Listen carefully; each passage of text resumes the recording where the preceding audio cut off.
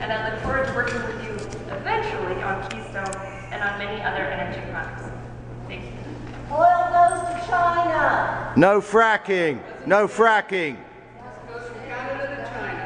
Again, We have to clean up the mess. again, thank you so much for being here, and we're happy to take some Q&A. Sellout.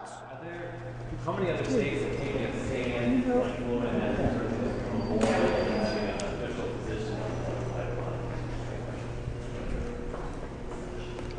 pipeline? Right now, we know Missouri has, so has South Dakota, with the pipeline traverses Ohio, and did I say Missouri? Those are the ones we have already.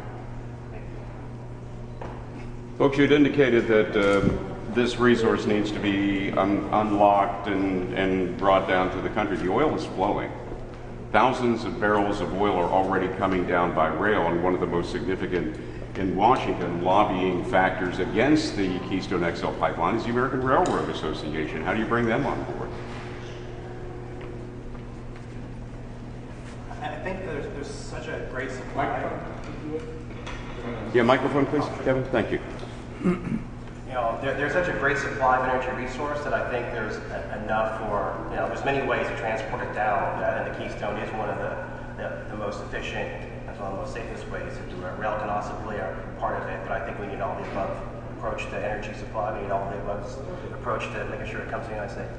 And does that include also the having to increase the viscosity of the Alberta tar sands in order to get it through the pipeline to get down? You're going to have to deal with, for 830,000 barrels of oil a day going through the pipeline, you'll need hundreds of thousands of additional chemicals, barrels of chemicals going into that to make it possible to get it down the pipeline, because it's about the consistency of peanut butter. Well, I know, you know, Canada and the United States have some of the highest environmental regulatory standards anywhere, and I think having that resource come here where we have the ability to regulate our refineries and our technologies to do it is the best way to do it, as opposed to shipping it to places like China or India where the regulatory, you know, regimes aren't as robust or as, you know, advanced. Pipelines break. Pipelines break. Protect our Gulf regions. Protect our aquifers. Excuse me, I'd like to ask a question, if you don't mind, please. Thank you. Chairman, we have a broader energy question. What does it say about the state's energy policy when we abolish solar subsidies but continue subsidies for nuclear? Here, here. Let me repeat the question. You're asking about our Overall state energy policy that continues subsidies for nuclear but abolishes it for solar. But I think that the way that you're describing nuclear and the way that it's funded is incorrect to say that there are subsidies. So there is an advanced cost recovery mechanism which allows for the construction of infrastructure, and our state does rely on nuclear in a very small way. Over 60% of our portfolio right now is natural gas, and it's not good for energy security for us to rely on any one source. That's why nuclear is part of the equation.